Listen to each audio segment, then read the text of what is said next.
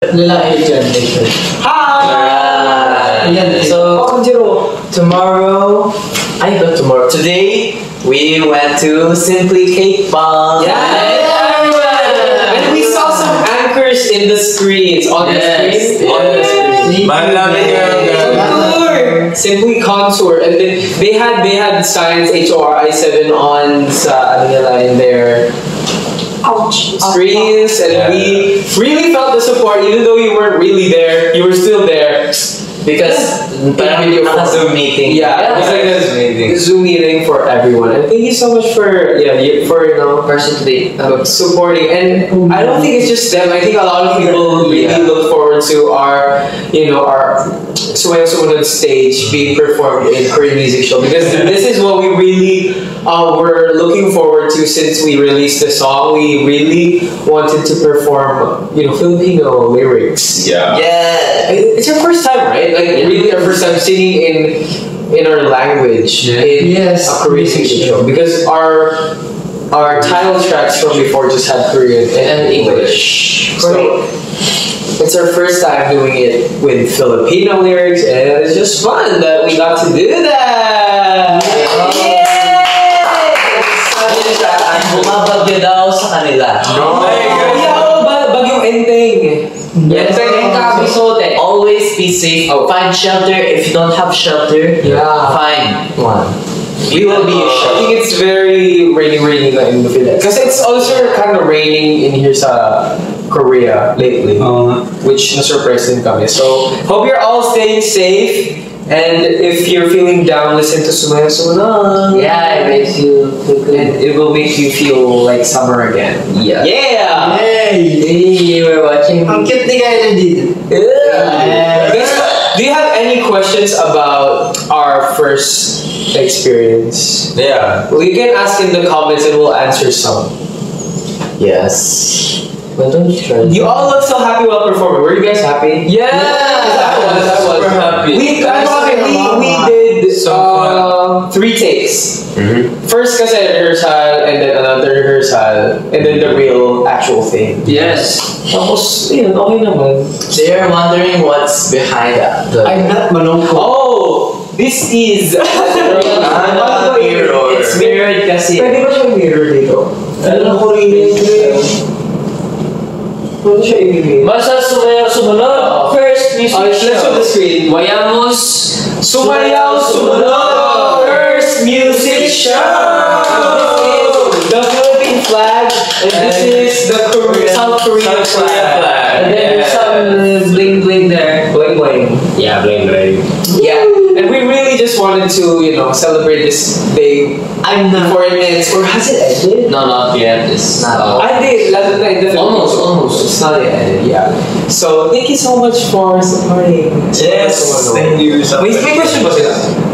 Ayun, super happy ba tayo ngayon? Yeah. Yeah, sobrang happy. Kasi So, happy. na-perform namin yung Sumayaw Sumunod Tagalog dito sa Korea. Yun. Inulit ko. Isa mo lang sinabi. Parang ano daw? Nung parang Uy, hindi ako malungkot! Uy! Ito talaga yun. Gutom na ako. Ito talaga si Winston, hindi mo malalaman pag malungkot. Kasi kapag malungkot pa niya, masaya. Yeah. Oh, and I saw din sa Music Bank. Oh, yeah. The fan votes pangatlo. Yes.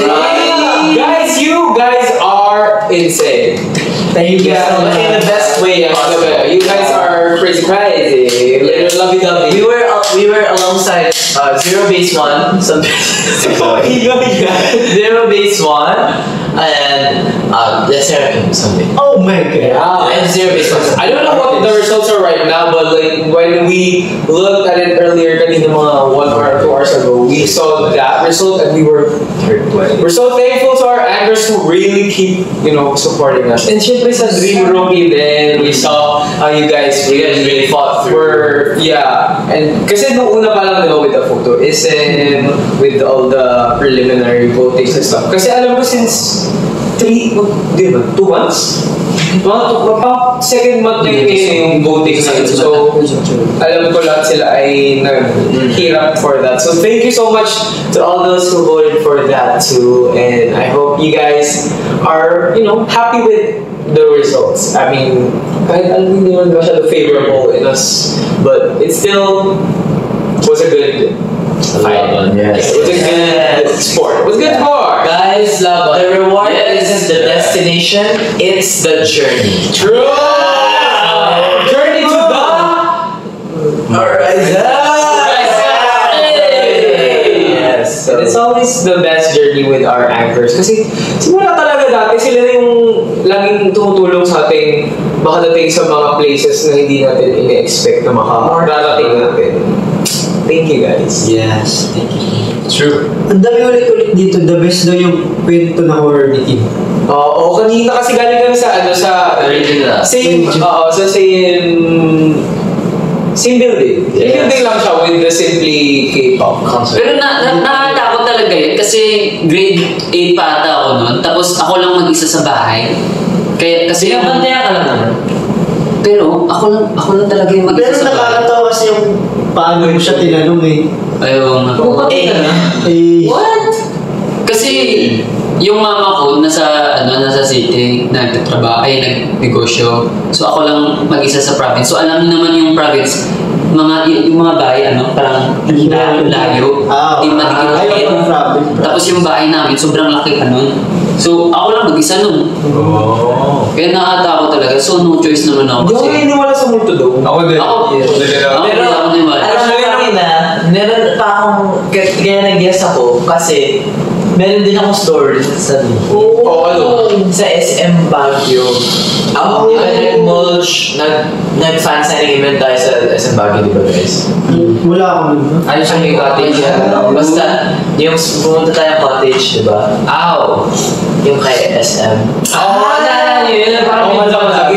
Yes, so basta mga 4 AM nun, di ba tayo yung magka-roommates nun? So magkatabi kami sa bed, tapos ito yung kanya, di ko alam kung tulog na siya basta nakapikit na siya, tapos ako di ako makatulog.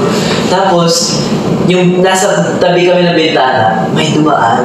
Pero anino lang siya, so hindi ko nakita, shadow lang yung nakita ko. Tapos may dumaan, tapos biglang huminto. Oh my God! Kasi, so nandun na siya sa gitna ng bintana, naghinto lang siya. Tapos biglang nag-walk na siya. Ano shadow? Shadow lang. Pero buto hindi na Baka yung nagbabantay sa labas yun. Yun nga ewan ko. Tapos, Nag-cellphone lang guys. tapos yun, tinanong ako ng mga SM staff kung may weird daw na nangyari. Sabi ko, may weird na nangyari. Kasi yun yung nararamdaman nila nung time na yun. So parang merong something nagparamdam doon sa bag. Buti na lang. Hindi, pero may naalala ko kasi nung nandito tayo nandito tayo sa Korea nun, tapos dun sa dorm natin. Yung bago or yung dating? Actually, parang kakagaling lang nating training, tapos pauwi na tayo, tapos sobrang gabi na, matutulog na tayo, tapos, di ba? Ikaw lang ata mag-isa nun, tapos ginulat kita. Saan yan? Ginulat ko si Vinci nun eh. Sa dorm ba natin ngayon? Sa dorm natin ngayon. Yung sabi ko, nagtago ko sa ilalim. Sige, text kasi. Hindi mo na matanda. Sorry. Natatanda yung ginulat mo ako. Sabi niya, igulat siya. Ako hindi ako masyado nagugulat. Sa'yo parang ikaw kayo nagugulat sa Pag-try Ito, may tanong kung masasagot niyo. Sige. Ano yung pinaka-worst na panaginipan niyo? You're the worst. Kanina, umaga. Wala ata sabihin niyo. Pero wag yun. Yun yung pinakamalakas. Ako, bigay ka lang. Ako hindi ko pa rin ngayon. Paminsan-minsan napapanaginipan ko pa rin siya. May mga higante. Sino yan? Hindi, parang dami ng higante niya tapos nakalimutan na lang ako tapos gusto na lang ako tapakan pero hindi lang ako tapakan. Wow, because you're so fast. Yeah. Because you're a dancer. Pero di ba may nagsasabi, okay, di ba sa mga nightmares, di ba merong times na maano na tayo, di ba? Maano na, di ba? Pero dun natatapos, di ba? Yeah. Never natin nalaman talaga kung what's next pagkatapos natin. Well, something happened to me. Somebody stabbed me in the back. Oh my god. That's what happened. You woke up, right? No, not yet. What? I was just stabbed in the back. And then I woke up in another scene. Lagi ka lang mapaginipan mga zombie, pre. Bumabra lang mga zombie. Ano yung panaginipan ng bata na hindi nyo makalimutan? Yung nung meron akong lagnat, tapos, Oh, I have a kwento. tapos may tatlong babae yung nakikinig sa akin.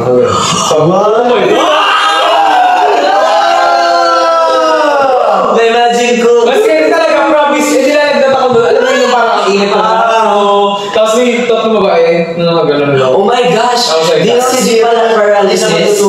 Nangyari na sa sleep paralysis. Ako lagi, oh, it happened to me! It happened to me. Yeah, no. I was going to my friend's fashion show because my friend is in fashion school, and then I know that I was gonna message her that I'm going to your show, and then I slept, and then nakita ko siya, nandun siya sa tabi ko. Nagising ako. Nandun siya sa tabi ko, tapos biglang nakikita ko yung katawan ko. Na nandun yung friend ko. Na pupuntahan ko dapat. Tapos nakikita ko yung katawan ko. Nag-astral projection. Ayun, astral! Ako, sleep paralysis nangyari sa dorm lang natin ngayon. Ako lang maybe siguro 2 months ago. What? Lahat, umalis kayo lahat. Yun yung ano yung time na kayo nasa labas. Mag-isa lang ako, natutulog ako.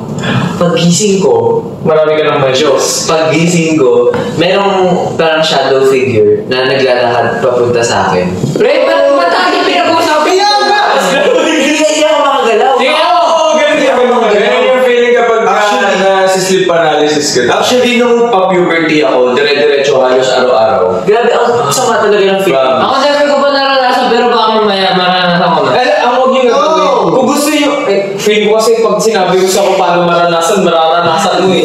Pag meron kang unan sa chan, mas madali mo siyang mararanasan. Ano? Pwede pa naman ako Kasi parang naisip mo parang, gano'n. Ako may technique ako para magising, ginagalaw-galaw ko yung daliri ko. Sa akin hindi gumagana talaga. Oo nga. Kasi pag igagalaw mo pa katawan ko, Okay nga, Nangyari sa amin, pagka kami dalawang roommates ni Kuya Kyle. Pag-gising ni Kuya Kyle, din natanda mo red yung mata mo. Tapos, Ayun. pero naalala ko yung red, yung ginawa natin. Uy. Huwag na natin sila takutin kasi natin si Sir. Sige, ako na magbigay ng topic. Ano? Sige, gusto mo kaya matutulog sabay-sabay na. Ito, naniniwala kayo. Sa mga kasabihan ng mga naglag na tayo. Sabi lang pala.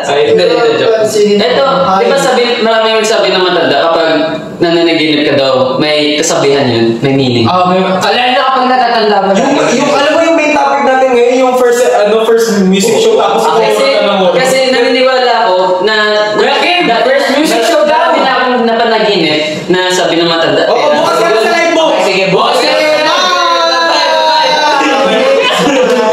Gusto niya mo alam mo, uuwi kami, kasi dito ka lang ha. Mag-live ka. Tapos, tatawagin ko yung tatlong babaeng nandun sa panaginip ko nung 15 ako. Baby G, 15 kami ngayon. Pero guys, bago talaga kayo matulog, kailangan mag-pray. Yeah. Sabi ulit tayo. So now, let's say our last messages to for sumunod first stage. Do you have any regrets? Do you have things you're grateful for? Like, what do you have? Ako excited. At first, I was super excited to do the performance. Ever since like nasa Pilipinas pa tayo. And I'm so happy that we finally got to do it. We finally got to say Tagalog lines in Korean music show.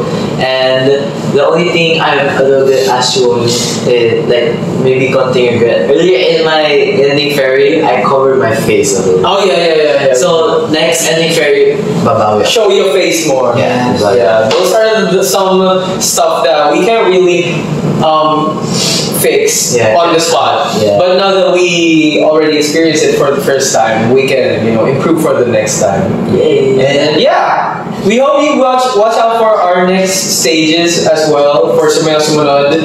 This might not be the last, so please look forward to more. And 지금까지 Thank you po!